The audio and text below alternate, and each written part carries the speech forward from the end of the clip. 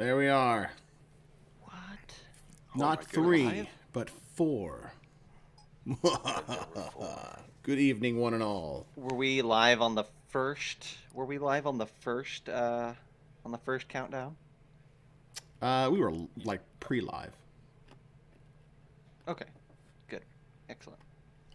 Yep. Man, it's professional all the way across. Right. Can you Hey, believe this? Like, I actually hit we're the back. 1 second We're- mark and actually went to transition directly. Look, see there? Look at that. Boom. See, Kilowatt is like, yay, you made it. But at the same time, he's also sad because that means that Kilowatt couldn't harass or harangue me about missing the mark because I'm such a professional. Oh, I'm right. sure there will be plenty for him to harass and harangue you. It wouldn't be a show For- if I didn't have my balls busted. So, That's true. yeah. That's true. I just hope that since we've been on time for the past 3 recordings, that people aren't now showing up late because they thought they had that built-in buffer, Yeah. that John time buffer. Oh, yeah. They were just fair phoning it enough. in for the first 4 or 5 We're also back minutes. to Tuesdays, which is a big. Yeah. Yeah, we Wait a haven't done a Tuesday consistently in a few months, so And it's Kilowatt, it's nice to did- be you back said- into this. you said John gets 1 day off, or do you mean he gets 1 day on? I mean, Dot. Even a blind squirrel. even a blind squirrel. Or is it the sun Yeah. will shine even on a dog's ass every once in a while? I think that's how the saying goes. That's right. That's not Tom and a Even fake beard. broken clock Pretty. goes Yeah, right one of twice those. a- Yep. No, that's me. This time. See, I can't Yeah, pull like a there's Tom spirit guide. Cruise, peel my face off, and I'm Tom underneath. That'd be primo. You do that, and you start jumping on the couch. That's right. Hey. Your wife wouldn't have that. Fellas, Yes, sir. we need to get started with this episode do, tonight. we do. Yes, okay. Because we need every minute that we can have with our guest Andrew today. So, as much as I love a lollygag, we got to get rolling. Let's do it then. Or a lolly ho. Lead us in. Lolly hell. All right, Craig, we're gonna launch in and get you distracted from work here. So That's here right. we go in 3, 2, 1. Hello and welcome to the Bite Size Gaming Podcast, the podcast that's serving up a buffet of RPG topics to get you through your week. My name is Zach, and the host joining me this evening are the Dapper Dungeon Master Troy Sandlin, Welcome. the Dwarven DM John Christian, Lolly ho.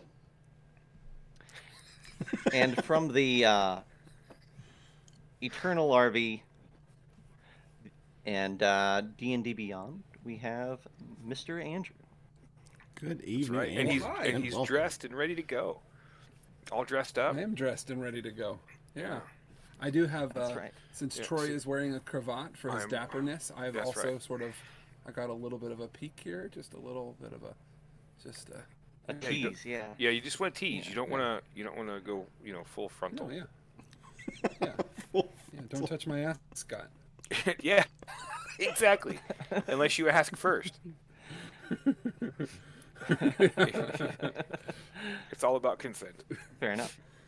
That's right. Well, we have an app. Listen, we were talking about this before we went live, but Andrew, you graced us with your presence a few months ago here on the podcast, and not only did we thoroughly enjoy it, but our community immediately said, "Can we just trade the 3 of you in and have an Andrew podcast instead?"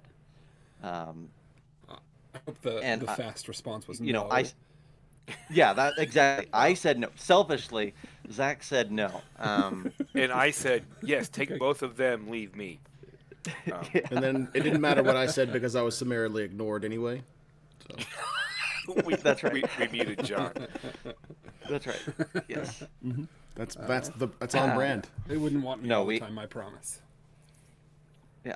Well, we absolutely had to get you back on, and then Troy was chatting with you, and he implied that not only were you willing to come back, but you wanted to, and that made us very happy. Whether it was Troy kind of like gilding the lily or that was a real statement. We're just going to pretend like, Andrew, you're here because you want to be, and we thank you for it. You know what? It is true. He did not tell a lie this time. This I time. do Okay, want to good. be. Well, this time. I caught that. Told you. I appreciate it. Well, I don't know. Like Troy, you talked with Andrew and kind of set this thing up. Yeah. I think the plan is just to meander through a conversation and see where it takes us. But I think before we do that, there is a bit of news that did drop today, Oh yeah, we probably should. And- That's the and- elephant in the room. and I think Andrew can also speak to that a little bit as well. That's Before we fair. get Yeah, into that's the, fair. If you, well, yeah, if you haven't heard, we now have a live new book available for pre-order. Funny enough, right before the Christmas season on D&D Beyond, for Critical Role Yeah. and their new adventure. Well, their only real D&D published adventure. In fact, I think the only 2 books that Critical Role has published are world books, source books. So this is their first sort of adventure, and it's called Call of the Netherdeep. yeah, I like that. I like the sound of that. Call So, of the what do we know so far about this? Do we know, other than like title and like the front page, what has been published in the news about like level range or anything like that? Do we have any of that information yet, or is it just kind of like, hey, We- coming soon we to do. a theater near you? We do. It is the first major adventure module, and it takes you from levels 3 to 12. 3 to 12. Right. Multi-continental story that 312, spans. unconventional. Yeah, level. unconventional. Well, yes and no, because the little mini adventures in the Wildmount book take you to from levels 1 to 3. So this could be a way to Uh-huh. That makes sense. continue on and hit some Troy, of the content. you're so smart. I read. What's right here on my screen. That was Troy's not so subtle way of saying, calling us a couple of ignorant wretches that don't read. Yeah. No, I mean I'm reading what's literally on my screen right, Oh, in right, front okay, of me. cool. Oh, I have notes. I gotcha. I have notes. I have cue cards. It spans the scarred wastes of Jorhas, and it actually goes to the continent of Marquette, which happens to be the starting area for Season 3 or Campaign 3 of Critical Role. Okay. And it eventually plunges players into the Netherdeep, which is a terrifying cross between the far realm and the deep ocean. New magic items, creatures, and it introduces new rival NPCs. A new system that Oh, mechanic. has never something that hasn't even been on the show before. Interesting. So Fascinating. yeah. Interesting. So now, is there? I also heard something, just rumblings about an Adventurers League component to this. Am I crazy? Have you guys heard the same thing yet? I don't know. I have not seen yet, and I've been waiting to find out if we're going to get some actual official Organized play stuff Critical for it. Role Adventurers League. Yeah. That'd be cool. If that That happens, would be interesting. open the floodgates because here they come. Mm-hmm. Well, with the new Adventures League format, really all we're saying by that is that we get a couple chuckleheads into a dark room, and they, convert this book when it comes out to a series of modules. Mm-hmm. So that is definitely, I think, on the table one way or another, in one way, shape, or form. So cool, awesome. So okay, well, while we're on this subject, Andrew, as one who is in the know with D&D Beyond, I have a question for you. Yeah.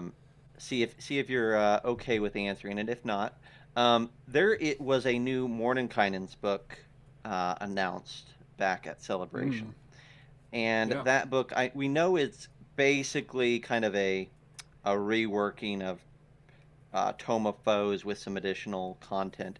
I wondered though, is that something that we could expect, that new design of stat blocks and new presentation, is that coming to D&D Beyond, Or is D&D Beyond kind of maintaining that they already have all that content, that you already have all that content in a different format, and not going to worry about updating it? Well, so the first thing I can say is we'll absolutely have that book. I believe the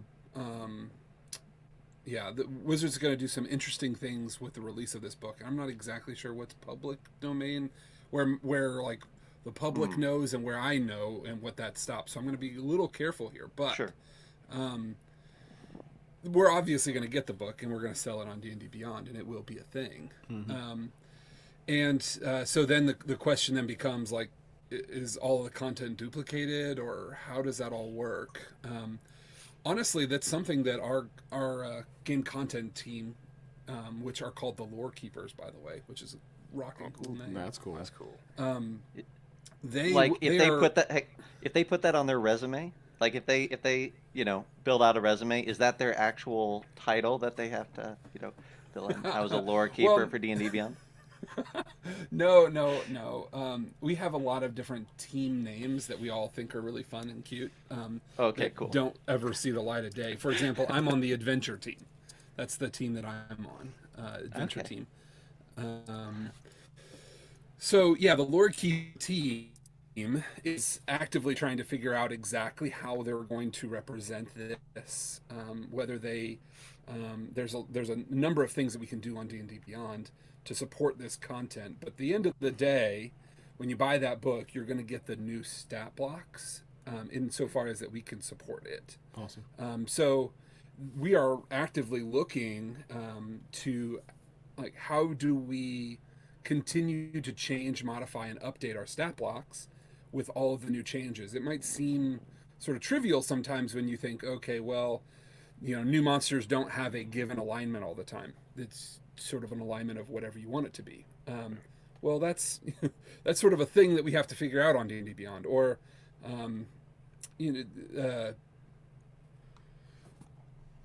new actions and formatting and things like that can get difficult. So those are things that we are actively trying to figure out how we represent that on a stat block. One of the biggest challenges that we do have, and that we will start to see, is there exists some in between here where like a monster stat block is sort of an official representation of a monster, but then you might do some things to that stat block on your own, and in that regard, it's hard to save that information for that one stat block.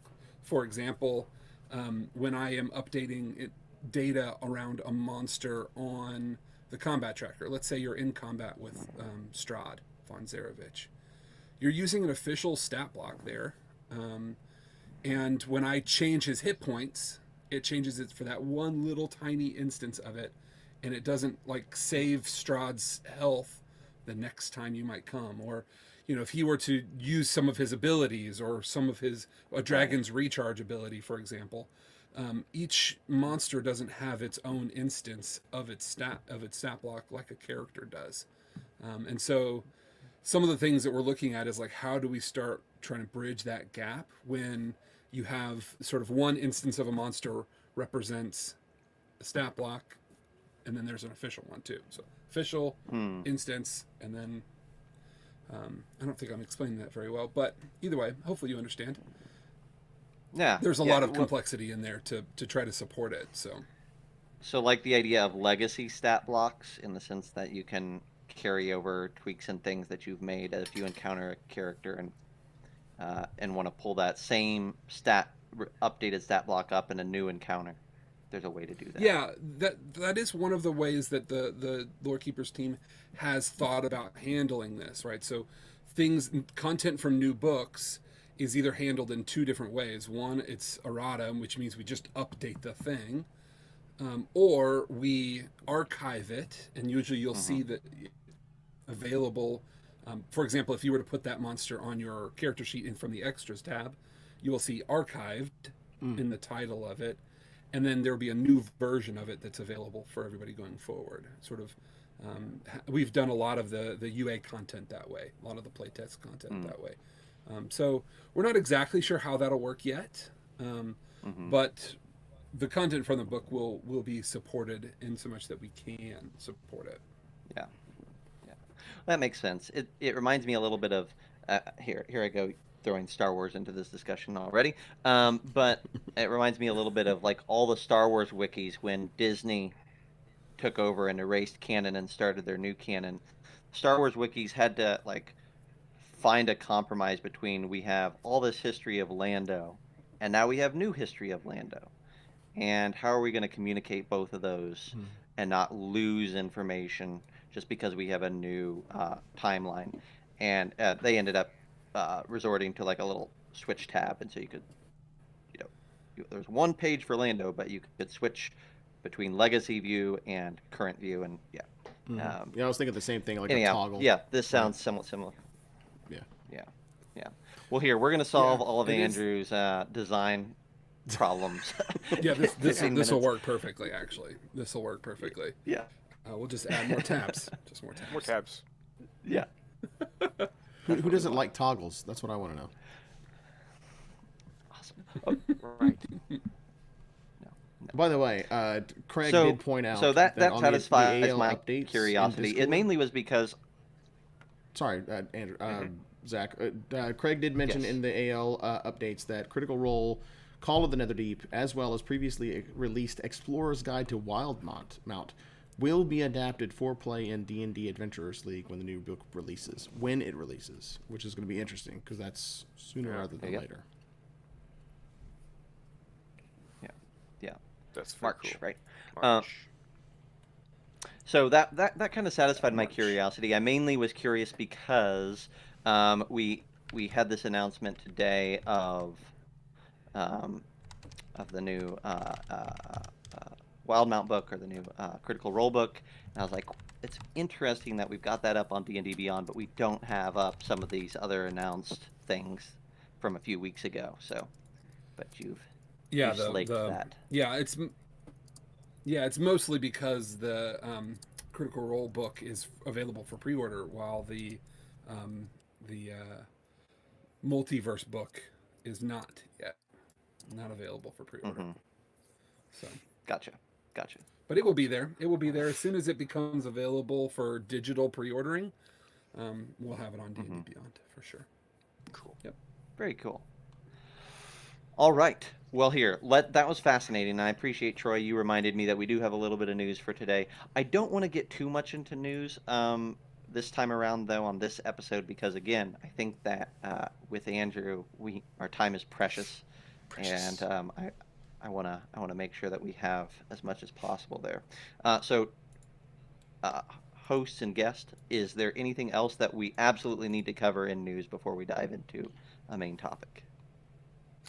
No, the only other piece of news I have is, even though you did not ask, yes, I am recording.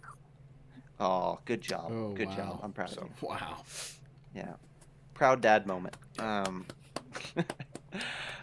Excellent. All right, then. Well, let's fully transition then. Troy, you brought Andrew in to talk about the future of D&D, and I think, obviously we're going to get some future of D&D Beyond in here as well. All of us are heavy D&D Beyond users. We have converted, I don't know how many people I have converted to this religion at this point, but it is a growing obsession within our guilds that D&D Beyond is the one-stop shop. And so I'm super excited anytime we have a chance to peek in and get some insight into something that I'm using daily. So, Troy, I'm going to kind of like hand it off hosting duties to you, since this is your child, and I'll let you and Andrew take it away. Well, I had just reached out to Andrew to see how he was doing and see where he was at in his RV travels as he roams about the country. And we kind of just started talking about the different things that were announced at celebrations, and he said he has some interesting ideas and thoughts, somewhat tied to D&D Beyond, but also his own, that you know, and I was like, how about we get you on the show again and just let you wax poetic about the future of D&D as Andrew sees it. Oh man, that's a large topic. It's a bit Wide open, right? wide open. Well, because I don't want to ask anything that you can't talk about. 'Cause Sure. I don't want to put that on anybody's shoulders, even though we all want to know when certain things may or may not come to fruition. Sure. And I just wanted another T-shirt. Well, I want another T-shirt as well. Well, I will try to navigate a couple of things here because it's hard for me not to talk officially about D&D Beyond Yes. because I work at D&D Beyond and I'm a part of it. But there's also a part of this too where I have a lot of thoughts and ideas that are not part of the sort of officialness of my position, and I'd love to share those too. The one thing I'd love to address right away is probably listener concerns and thoughts immediately about what WotC announced in 2024 and the changes that they would have. I can say pretty assuredly right now that I don't, nor does a lot of people at D&D Beyond are privy to what's happening in 2024. We all have our own thoughts, and we've had conversations with WotC about it. But as most of your listeners will know, D&D Beyond is not WotC. We are a different company entirely, and WotC is. Their plans are 2 years away, so it makes all the sense in the world that they wouldn't necessarily discuss it with somebody that's not in their company. I know a lot of the same things that everybody else knows, and those are that's the information that I know. For those that don't know, WotC announced that they would introduce a new generation of D&D. I'm going to use that terminology very carefully because they haven't really called it an edition or labeled the edition at all or anything like that. I think we all sort of hypothetically think that it will be some edition of some kind, some sort of iteration on the rule set of some kind. They have said that whatever they do will be compatible with everything going backwards, which is sort of really good for everybody that's invested so much money into 5e and so many people that love 5e. That's also though that's a statement 2 years out though, right? Like this is true. Yeah, like backwards compatibility. What does that really mean? Right. And a lot can change in 2 years, right? The design strategy. This may be more of like a whetting people's appetite, get them excited about it, and see what happens, and see what that feedback looks like. But we're also not. I don't think any of us are shocked about this news either. The surveys that came out from WotC in the last several months, everything pointed to not just what's something new that you want to look at, but looking under the hood of everything that you've already been using. Player's handbook material about races and lineages and classes from the top to bottom. You could tell that there was like an open sourced or like an open-ended questionnaire about how we feel currently about the state of D&D, and then whatever that evolution might end up stemming from it. So not a shocker. That's right. And those surveys also mentioned a lot of their digital components too, which is what they announced, that the next iteration of whatever this is will have some sort of digital component along with it.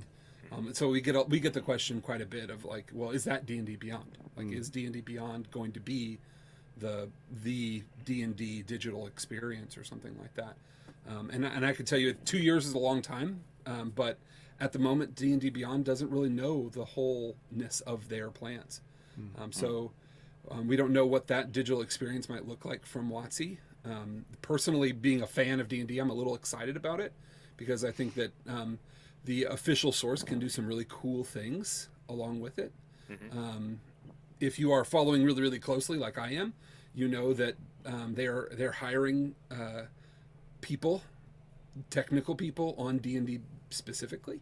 So if you're following their like job boards and things like that. And so this is Andrew speaking, not D&D Beyond necessarily. Sure, but, you know, I'm following along with what Disney what D&D is doing, and the one trend that I really like is the inclusion of the digital experience at the rule making level, which I think will be really interesting. So, for example, in the past, the rules seem to have been generated by game designers who are thinking, how am I going to write this in a book? But hopefully going forward in 2024, maybe even today, these sort of technically minded people, these sort of digital or technical game designers, are going to be able to be at in the room where decisions about rules are being made, so that way it's a consideration of how do we support that rule in our digital tools, which, being a digital tool for D&D Beyond, we know what it's like to have the ramifications of words on a paper streamed into digital format and data. And that can be very difficult. The sort of one or two words can spawn off hours and hours and weeks of development work, which can be problematic in a lot of ways. So I'm excited for that, actually, the sort of digital aspect making it into the rules. Well, that was my thought. As soon as they announced this new iteration, I'm like, that's really cool, and also like it'll be interesting to see what backwards compatibility looks like. But from a developer point of view, and again, that's not me, but I can imagine, like, it doesn't matter how minute the change is. If they're doing a pass to streamline, and everybody except developers looks at that streamline and says, oh, this is going to make our lives easy, or easier. But for D&D Beyond and for folks who are programming it, it doesn't matter how small the change is. A change is a change, and now all of the you know, assuming that they crank out a revised player's handbook and a revised monster manual and a blah blah blah blah blah, all of that now is like rebuilding in some extent all of the D&D Beyond experience again. Yeah. And in essence, you know, we were just talking about the new multiverse book that came out, and last year there was a lot of changes around Tasha's. I think these two books, this is Andrew speaking, I think these two books are emblematic of the kind of changes that might be coming for the Player's Handbook, the DMG, and the Monster Manual. So if you look at, like, how does Tasha's kind of change the game and change that monster stat block, when this new book comes out for the multiverse, how does that change the stat block some? I think those are the kinds of changes that we're going to be looking at in the new Player's Handbook, Dungeon Master's Guide, and Monster Manual. I think they'll ramp it up some, and there'll be bigger changes, potentially even, personally, I think maybe even to like action economy or things like that. But ultimately, I think that a lot of it's going to be fairly similar to what we do today, and I think that's a good thing and potentially problematic thing. You know, personally, as a customer of D&D, you know, I think people have invested so much money into their own D&D book collection, both on D&D Beyond and physical and other places as well, that, you know, the announcement of a new edition, especially after one that is so loved, can have some dire consequences. I think we've even seen that in the past, and nobody wants the past to sort of be repeated there, especially not at D&D. Well, you know, you've got a really interesting perspective on this that I absolutely loved getting a kind of a peephole view or keyhole view into last time. And so the question I'm going to ask you is this, from Andrew's perspective and not a D&D Beyond perspective, what do you think the driver is? Aside from the obvious jaded response of, oh, they want to make more money, right? That's not what I'm looking for. But like, what is the driver of like the Tasha's changes that we saw the Mordenkainen, like the Tome of Foes changes that we saw and that we're hearing about in the future, like whatever this evolution looks like, there's this build that's going towards it. What's driving that? Do you think is it this like is it to create a more casual approach to entry into D&D? Is it like trying to, or is it maybe everything, right? It may be like trying to go more digital and be more digital friendly, because a lot of the stuff that I'm hearing about, like with Tasha's in particular, felt a lot like what they did with World of Warcraft and a lot of other MMORPGs, which was, okay, let's eliminate more of the specific things about the differences between like the races, right? Let's make it more generalized so it's more of a skin, and we're going to focus more on the class or the job or the abilities that are gained from those things only, and then let's get rid of all these like super complicated skill trees, and let's just have like you can be one or three different things. We're just going to simplify it so that people can onboard really easily, play the game, and not have to have like a degree in World of Warcraft in order to play the game. Do you think it's that, or is it something else? Am I off base? Well, so I've said this many times from my own sort of personal experience in this industry. If D&D was made today, it would be an entirely different game. Entirely different game. It is because of the history of D&D and all of its iterations of THAC0 and so many other things, heavy use of percentile dice through a lot of it, that it is designed today. So it is continuing to build on that, iterate and change, right? I don't think that there is a huge shift in everything. I think it is going to be continual modifications as you go. It's observing. It's people like Jeremy Crawford observing what people have trouble with, simplifying, making it interesting again, simplifying it again, making it more interesting, and then simplifying it again. And I think that's what we're seeing here.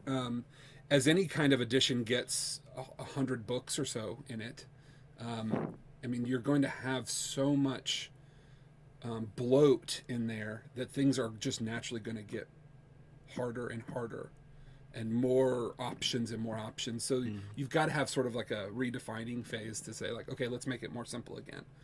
And then let's blow that out. And then let's make it more simple again. And then let's blow that out. So I think that is a part of it. But to be honest with you, I think the biggest driver is sort of completely off of your thought train there, but I think that personally there's two big drivers. One is inclusion in D&D.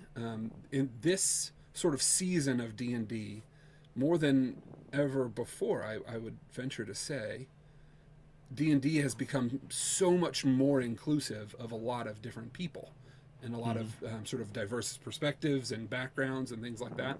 And they want desperately, I believe the people at D&D want desperately to make sure that their game, the thing that they're making, is just as diverse as they are as well, and the people that play it, with a whole new generation of people playing it. So I think a lot of the changes you see in Tasha represent that. A lot of the changes you see, you will potentially see in the next book, which, by the way, I don't have the contents of Mordenkainen Presents Monsters of the Multiverse, so I don't know, but from what we've heard, I believe you will see changes similar to that, and then I believe even more so into the new player's handbook and all of that. Just sort of a, not everybody's always good and not everybody's always evil, and the gender specificity and sort of diverse cultural ideas, I think, are going to be sort of all over the place there. So that's one of the major driving factors. Is I think looking when the writers of some of the books now look back and think, oh, boy, I didn't really mean for that to be a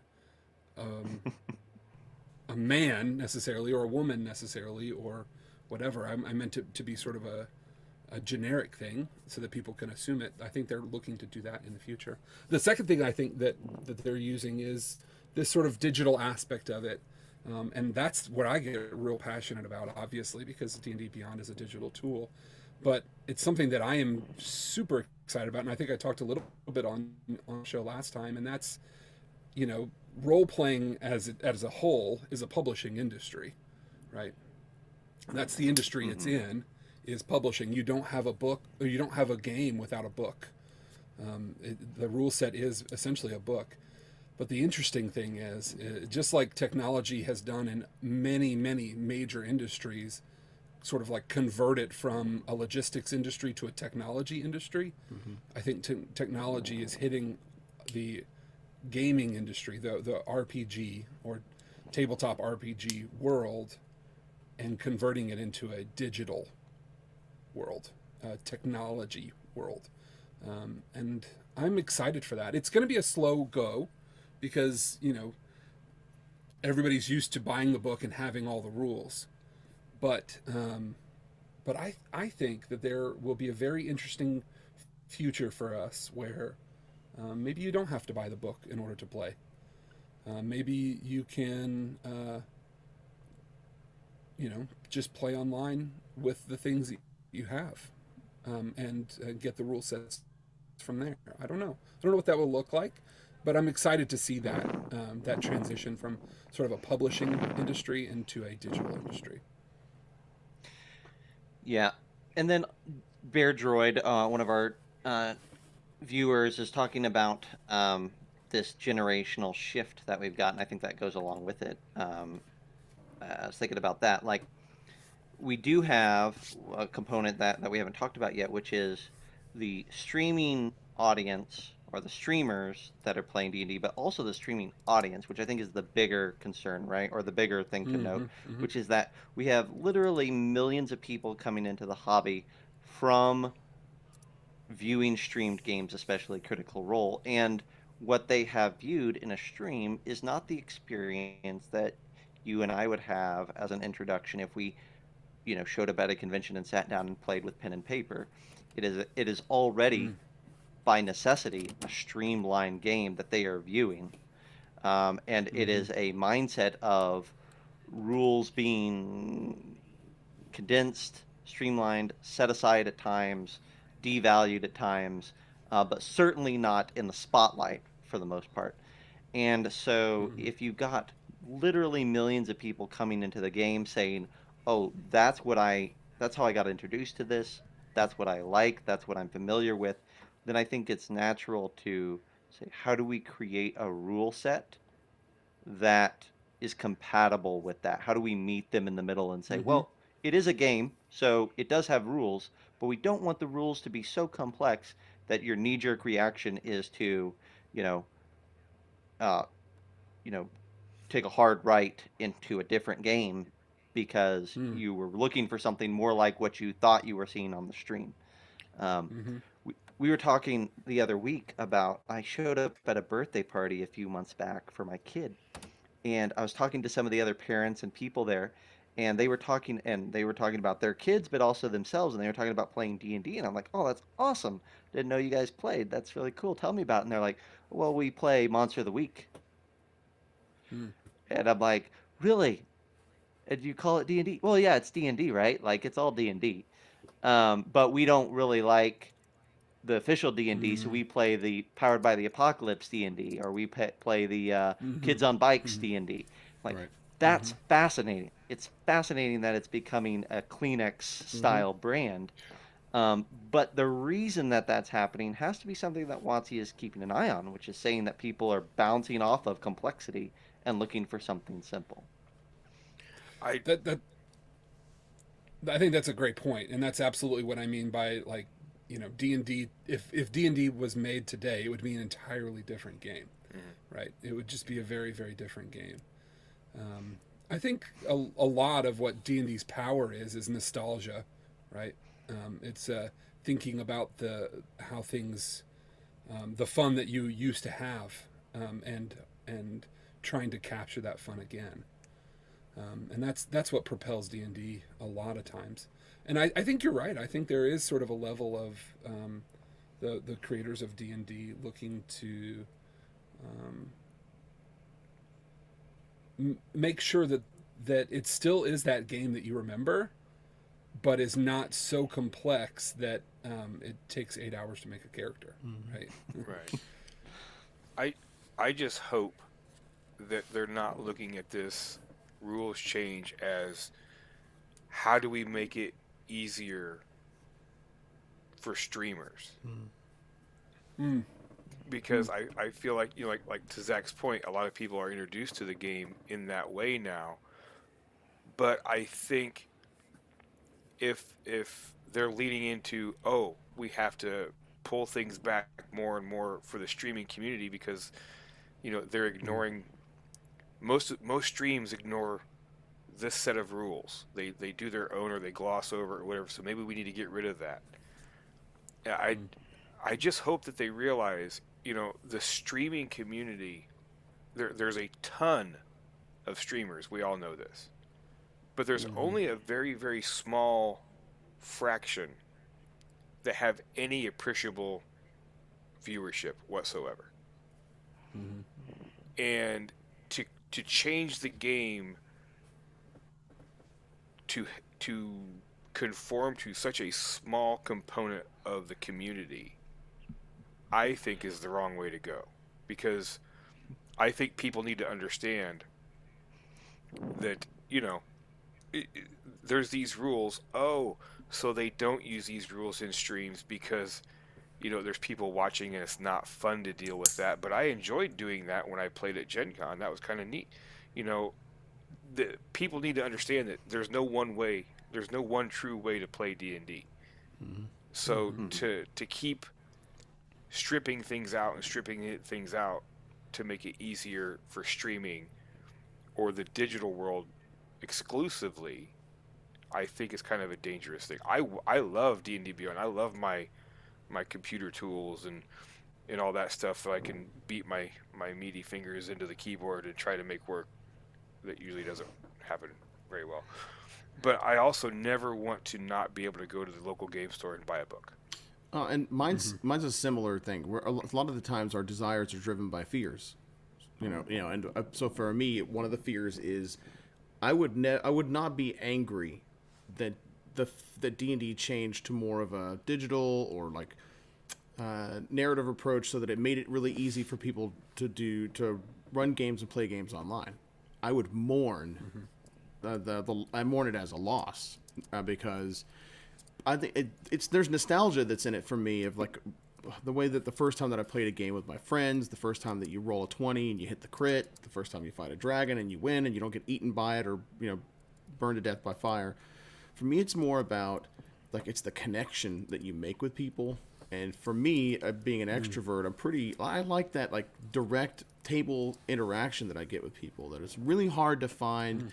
And as someone that runs games every single month, for several tables, not only just my personal, but for the public also, where for the first time in the year and a half or more since the pandemic started, whenever I started running games online, for the first time, one game that I have every single player with their camera on.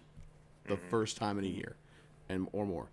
And so part of that too is like one of the things that I would miss and I would mourn is that it's the thing that brought all of us weirdos and nerds and like to the table to one another, and we hid in the library or in the AV room or like it, and we kind of hid it from our moms and like our youth ministers and stuff like that. And we played this really cool thing that we knew was actually amazing and was so much fun. It was good. And that's what brought us together. And for me, it's not, I personally, I'm not going to be, like I said, I'm not going to be upset about it. I think what I'm going to do personally is I'll be a torchbearer for that era of play, to where it's not about, I don't want you, like, get off my lawn, you have to play it like this. I'm like, let me tell you something.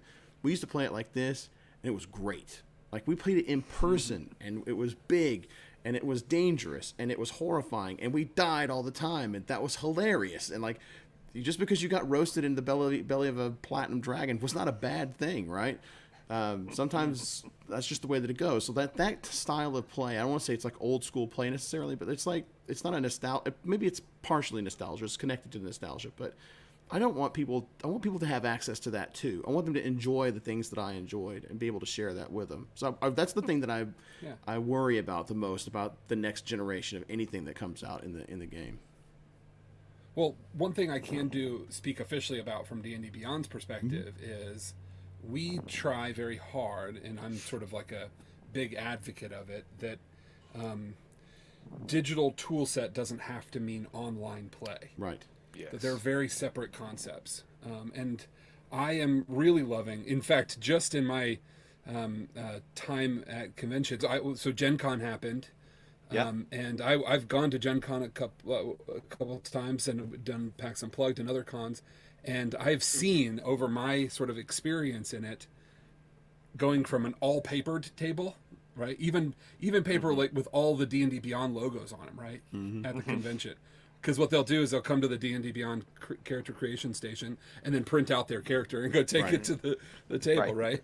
To like Gen Con this past time, I wasn't there. I wasn't able to go, but I heard that there was lots of tables that had laptops open, phones, tablets open, playing right on the actual thing right in front of them. I hope that's what digital tool sets starts to mean, not necessarily you have to play online.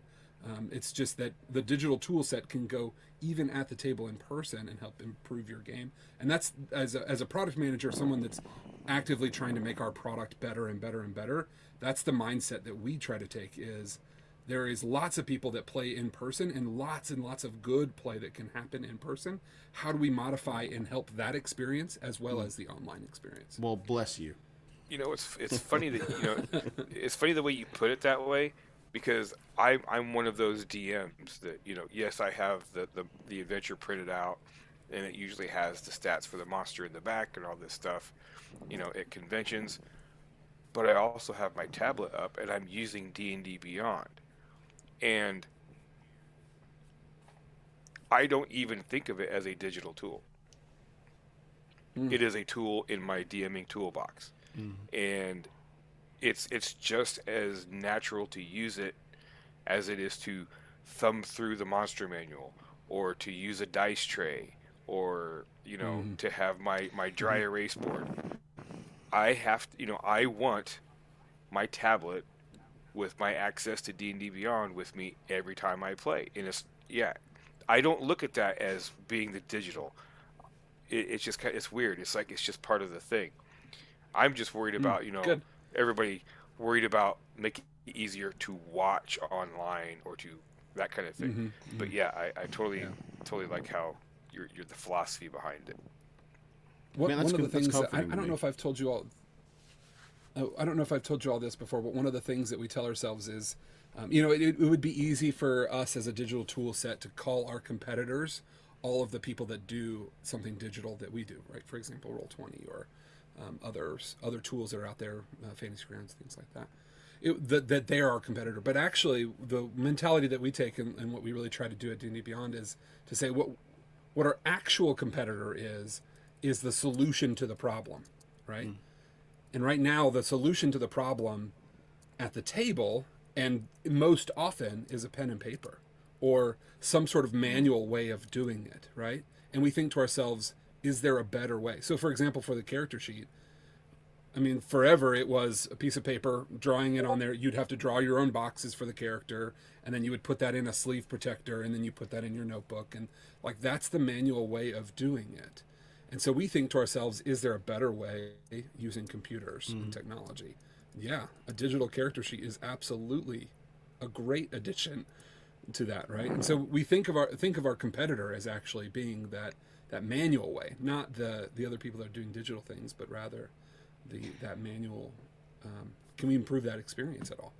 Yeah, and I think maybe we had this discussion last time, but I think the only inhibitor for some folks, because I see the convention experience as the place where the hardcore people come and they play a bunch of games, and then they go back to their home groups and they go back to their other communities and they share what they experience there, right?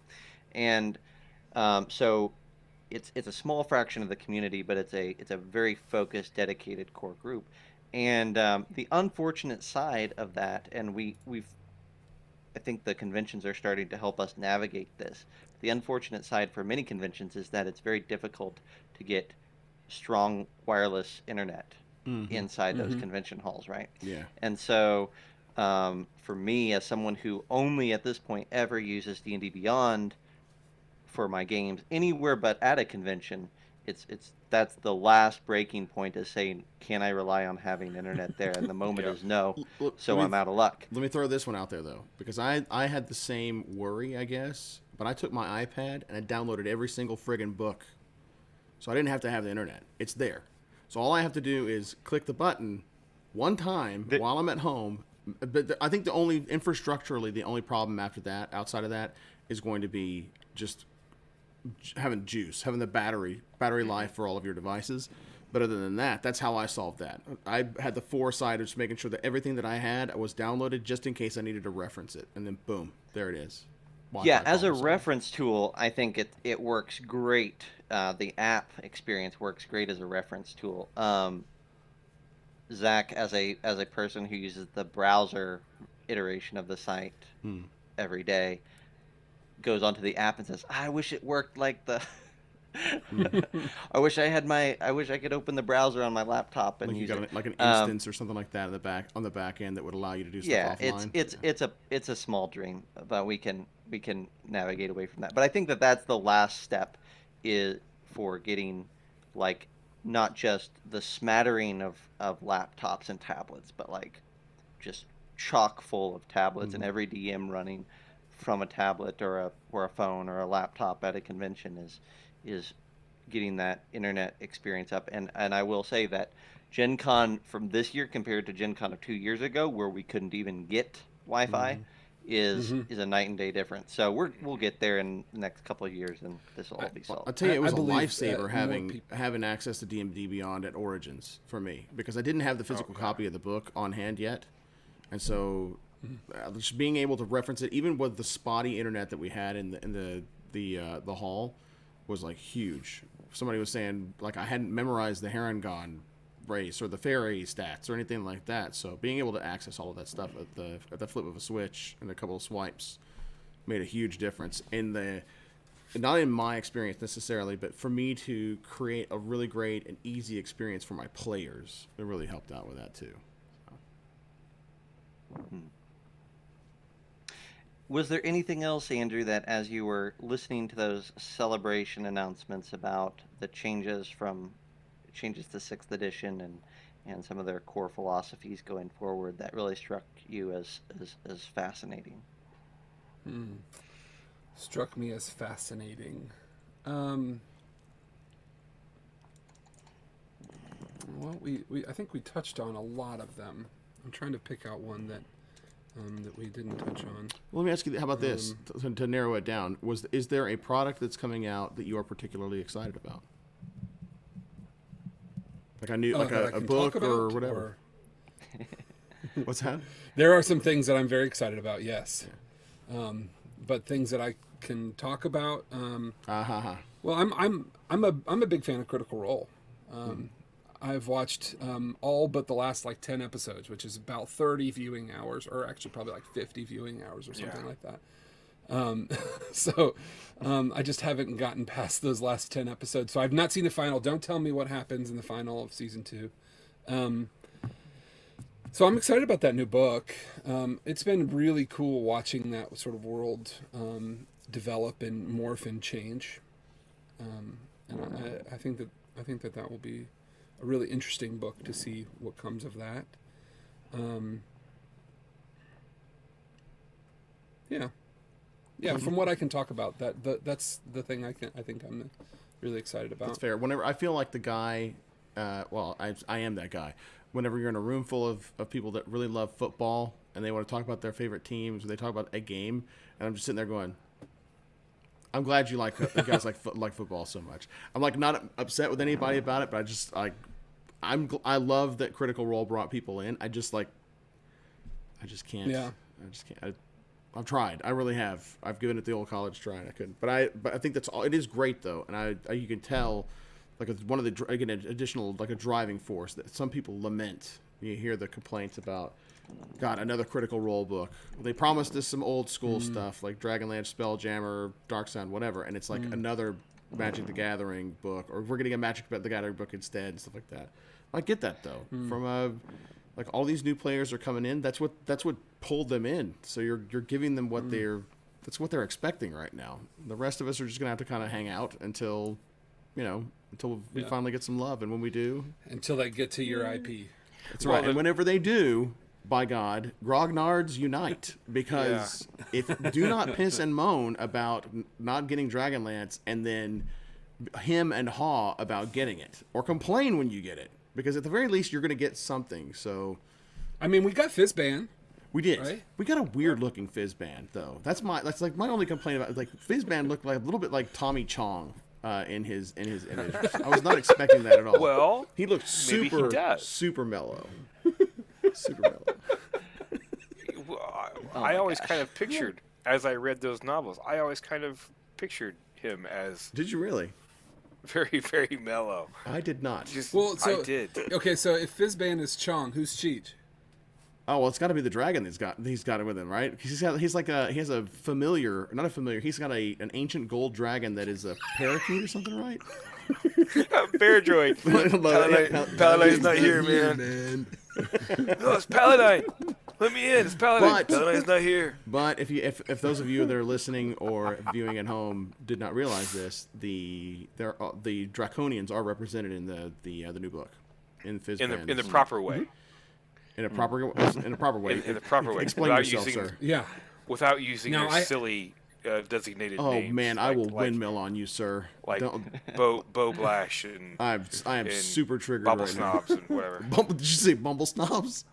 think there's- Bubble Snobs. I think there's a book in that somewhere. I think so too. I will say gotta- the new book is amazing. I have read it, and I'm pretty excited about it. So Well, I am And it got super pushed back. jealous It got about it. So pushed thank back. you for rubbing it in my nose. yeah, a little bit. Yeah. Yeah. Just, just by like a little tiny bit, I think. Was it a Right. week? So does D&D Beyond week, have yeah. to adhere to that pushback as well, or do they get to release it when they? No, yeah, we have to push back too. Yeah. In fact, usually the way it works is Amazon gets to actually release it.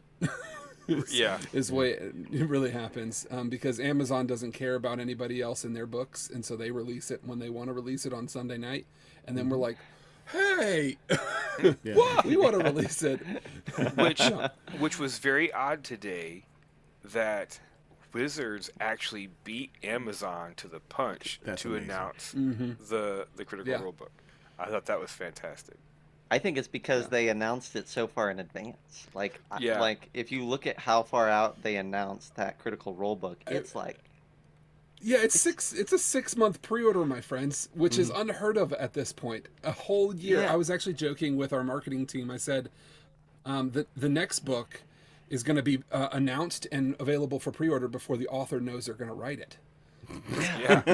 It's just This is so it's almost freaking like early. Kickstarter. They get the call the next day after the notification. Hey, by the way, Hey, you're we just writing this announced this new book. thing. We just Oh, that dropped book looks cool. What's it going to be about? I don't was know. We were looking at hoping like you would tell us. it. Right. yeah. Oh my gosh. Oh, There's man. so many things. Like like I feel like it's been forever since we heard Strixhaven was coming. It's been like what, 2 months? But like Yeah. there's so many things been announced since then that we're kind of in a glut. Almost Now kind of forgot about it. we also have a couple of questions from chat, and Yes. I think we should hit those before we close out here.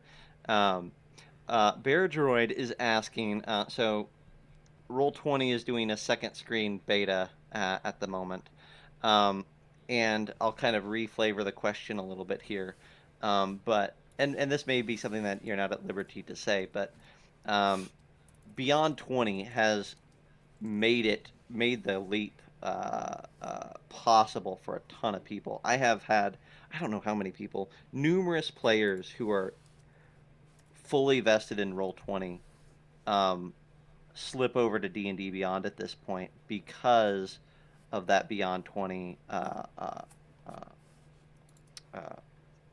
Plug-in. plug-in. Thank you, Troy. Is I know that it's not Beyond 20 doesn't have anything to do with you, but what is Andrew's thoughts on Beyond 20? Is there any future in which we can see that expanded in any official way? Yeah, it is interesting. Beyond 20 and a couple others you might have heard. I mean, it is. Let me just say this personally, from Andrew's point of view, I love that so many people want to take what we're doing on D&D Beyond and port it over and also use it. I would love, and this is the product manager of D&D Beyond speaking, I would love if we could become more of a hub for other developers to use what we have done in order to do what they want to do. And it makes me really sad that they have to do that in a way that feels sort of hacky at times. For example, Roll20 or Beyond 20, they never consulted us. They never asked. In fact, we even talked to them a little bit about their logo on Roll Beyond 20 because it looks a lot like RB, and it's not actually RB. It just looks like RB. Anyway, the point I'm trying to say there is I wish that we had a better, more sort of official, sanctioned way that you can work with D&D Beyond. That's one of my great laments, that I wish we could do more, sort of a public API and make that available to everybody, so that you can have the D&D character sheet, the D&D Beyond character sheet in whatever D&D tool that you use. Yeah. You would be surprised, maybe you wouldn't be, at the number of people I talk to that make digital tools that say to me, hey, my number one request on my product, whatever it is have the D&D Beyond character sheet in it. Can you help me do that? Well, and I say to them, I would love to do that, but I cannot, unfortunately. Well, I will be the first to sling some salt then, because as Roll20 is what I use because it's the best that I can find for what we're doing now. That it says a lot about a product whenever you bypass what's integrated in with Roll20, because it is not user friendly, it is not easy, and even if you have all the books purchased ahead of time, like I've got everything's purchased in Roll20 already, but I've got D&D Beyond, and my players for my regular game still won't use the Roll20 character sheet. Macros and all the other kind of little bells and whistles and stuff that I can use, they're still using D&D Beyond because it is so freaking user friendly. So, well, and Beyond 20's got about 300,000 downloads of the extension. That doesn't give you like actively using it, just that it's been downloaded that many times, and that does not go unnoticed by us. In fact, another one called Above VTT, which uses D&D Beyond to create a VTT, is also sort of something that we're looking at and analyzing.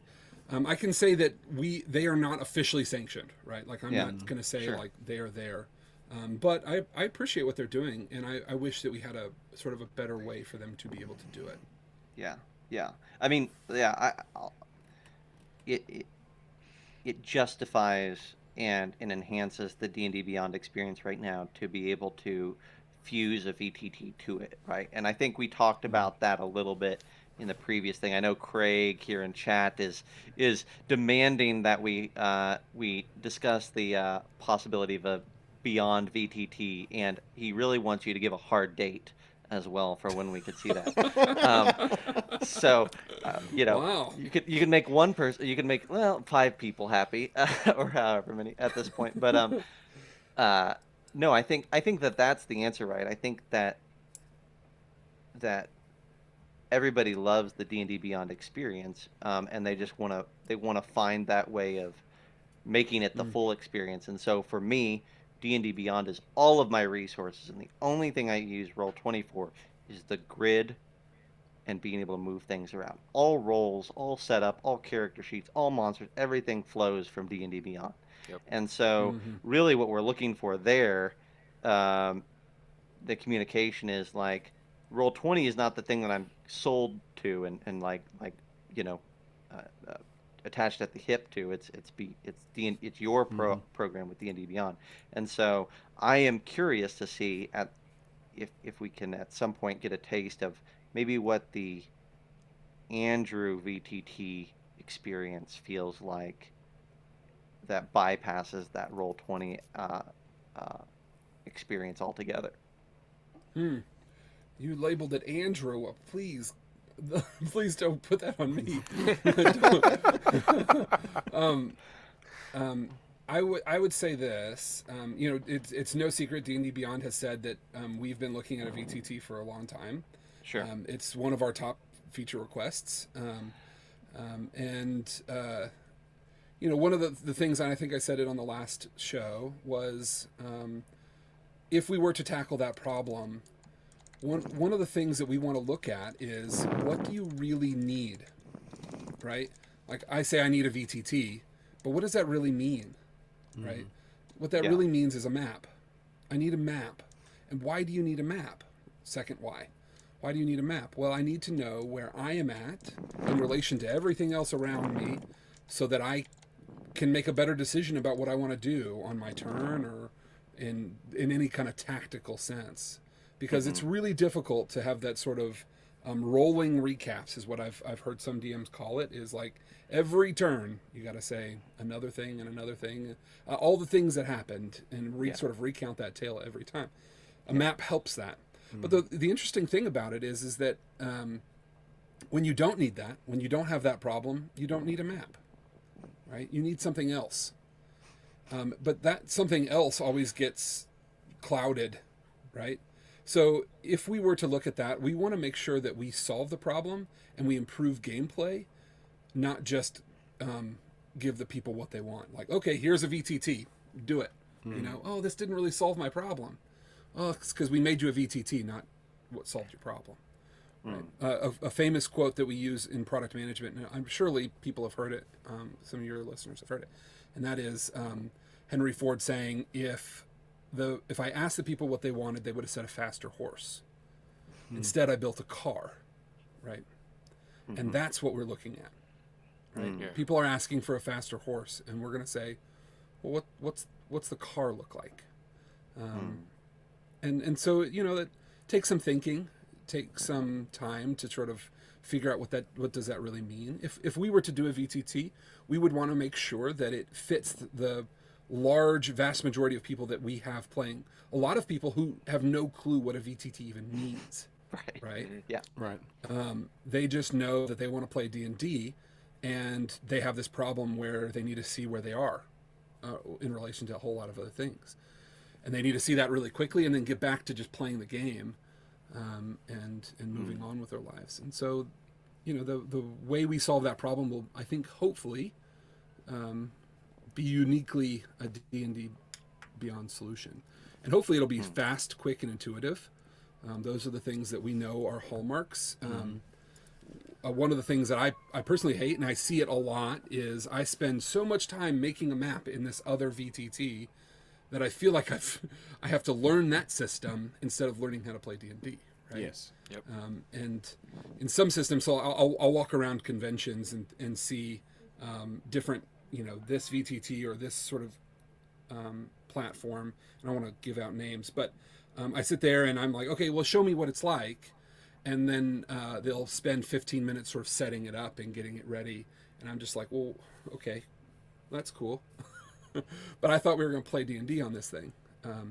It feels like I play the VTT and the VTT plays D&D for me. I don't want that. I want to play D&D. And so that's the thing that we're going to focus on, is helping you play D&D, not we'll play D&D for you. So I like that. I like that philosophy. so there's no date in there. Also, there's no confirmation that we are or are not making a VTT. Plausible deniability. Thank you. I would like to throw out, like you said, if you ask people what they want, I think if D&D Beyond were to do a VTT, I agree. A map is only needed when a map is needed. I think what all the other VTTs are lacking, well, I shouldn't say all of them because I haven't used hardly any of them but Roll20. Roll20's video and audio sucks. Oh man. What I would like to see is something like what we've got what people are seeing on the Twitch right now. You've got the 4 boxes with the players and the DM in it, and everybody can see each other. Or if you don't want to turn your camera on, it can show a picture of your character or something to that effect. Then when it's time for combat, or then when it's time to show a picture of something or whatever, the DM can click a button and the boxes go off to the sides, however you want to set it up, and your picture or your map is now front and center, so that you can do that. And then when you're done, it can come back. And to your Just point, because the one thing I think everybody misses is the face-to-face. right? And to your point too, right? Like it's not just a map; it's a handout, it's a map, it's a scene of an image to like help them like theater of the mind is great, but some people are to lesser and greater degrees of being able to just describe a scene in a way that is meaningful to the player. Sometimes you need just that extra little bit of flavor to help them to kind of pull them in, right? Yeah. Yeah, absolutely. There's a principle in product management that is essentially when you solve a problem, you introduce at least two more. And the reason for that is that every problem that you solve introduces more complexity and more things that you have to deal with and other problems. And so really thinking about what problems should we solve, because you shouldn't solve all of them, because or else you'll have that sort of multiplicative effect. And when we solve it, how can we reduce the number of problems that we then create? For example, I was playing on a map with friends, and inevitably this happens, and all of you have probably experienced it, and that is combat has ended, and now we're sort of like digging through the remains and trying to figure out what all the clues were and what do we do next. And we've gone from tactical combat and tactical literal structured time to very much RP, and people are kind of interjecting, and it's very much of a sort of improv now, right? And we go almost back to storytelling. Yeah. But I'm still looking at the map of the battle. Yeah. So one person said, we had a conversation about leaving the party and I was like, we should probably go. And then this friend of mine said, well, can you even have that conversation? You're not there. Your token is way over here, right? So like, how are you yelling across the battlefield to each other now? And I was like, this is a problem that a map presents when you're looking at a map when you don't need a map. Because in our minds, had we not had that map, our sort of theater of the mind would have connected the dots, and it would have said, in order for me to have this conversation, I would have naturally just come over and experienced that conversation, and we're all grouping up after the end of this thing, and right, I don't have to keep my token updated on every single place that I'm at with every conversation and all of that. Like, when I don't need a map, when I don't need to figure out where everybody is at so I can make better decisions about what I want to do, I don't want to have that in front of me. Yeah. It influences my decision making and my mind's eye of that experience, and it gets in the way. So I told him, well, I just assumed that we were all together, and so in that instance, I kind of want the map to go away. Like, send it away. Show me something else. Show me a list of the treasure we found, or send me a picture of just the image of the cave that we were in, or something like that. Yeah, very much. Yeah. Very much.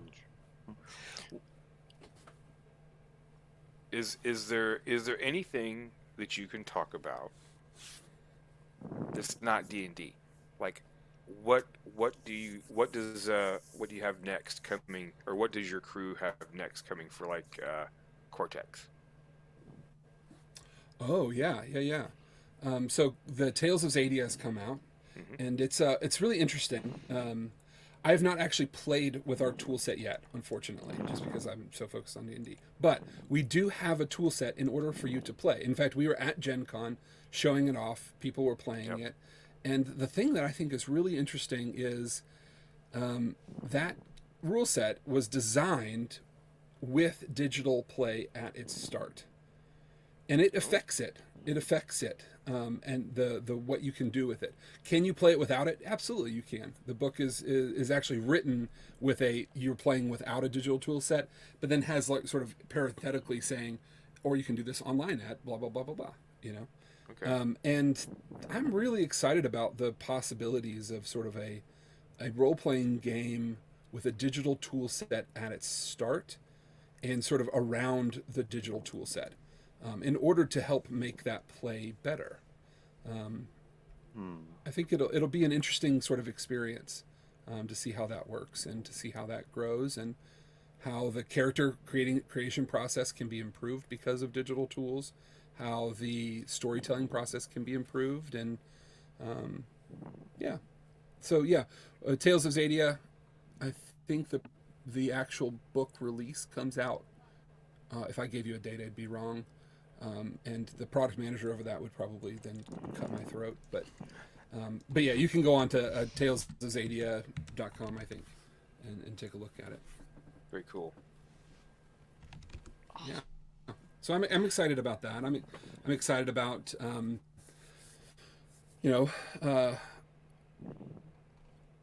other opportunities that we might have with Cortex Prime system. So if you go and find the Cortex Prime book, there are a couple of worlds within there that are pretty cool. I've even created my own universe or my own role-playing game off of Cortex Prime called Free Robots, where you the character creation menu is a brochure for a sort of 1920s style, think like Iron Giant, right? Yeah. And that sort of era of sort of robots and like the 1920s, and almost like a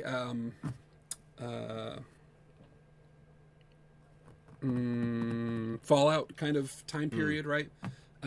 You go through and you create your robot, and you are literally the attributes that you give it and the skills you get it are like programming languages that you install, and systems and hardware that you apply to it, and until you have this robot. And then it starts with all of the robots are stranded on an island and are woken up outside of their normal purpose. These robots are created by a company for sort of household chores or to accomplish some sort of task, and this corporation creates these robots for you. That's the menu that you go through. But something happened in transit, and these robots are found stranded on an island and woken up for whatever reason.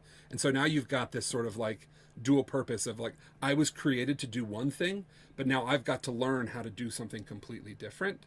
And it's sort of a fun little like, fun little game. Free Robots. Yeah. I like it. Yeah. Interesting. All right, I'm going to be honest. I have never checked out the Cortex website until Troy brought it up and you started talking there. Now I've got my reading material for a while, because this looks fascinating. So it's a really interesting way to sort of create it, just like Genesis and others, GURPS. It's a really interesting way to create your own role-playing game. And the way that Cam, who works with us, wrote the book is there's all these things that you can add to it and take away that help, that you can say, okay, I want to apply this sort of mod to this system because it feels good for this kind of game, or take it away.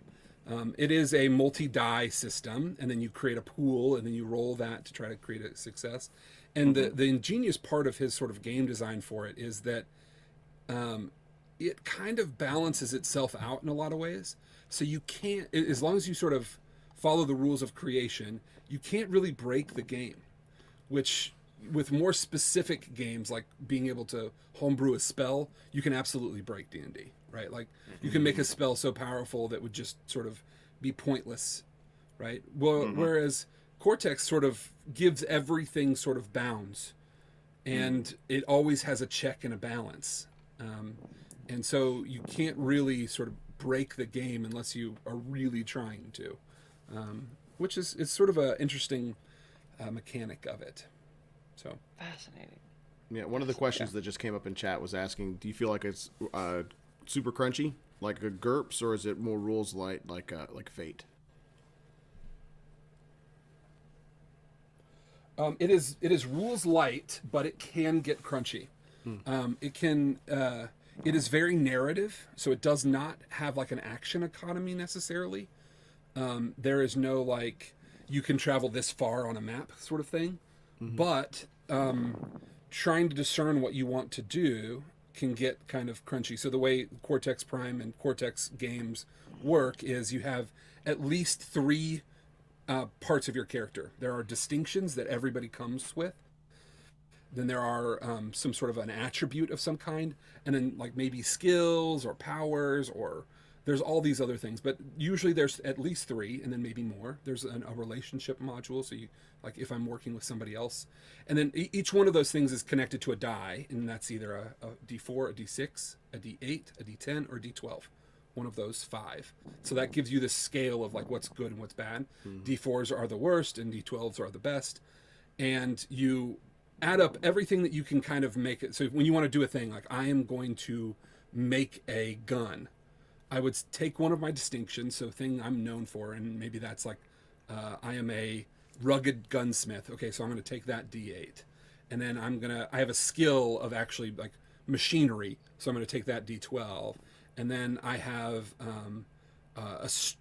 dexterity, right? So I'm going to use like a dexterity die of maybe D10 or something. And I take those 3 die, I roll them, I take the 2 highest of all of the dice in my dice pool, I add those 2 together, and that becomes my number.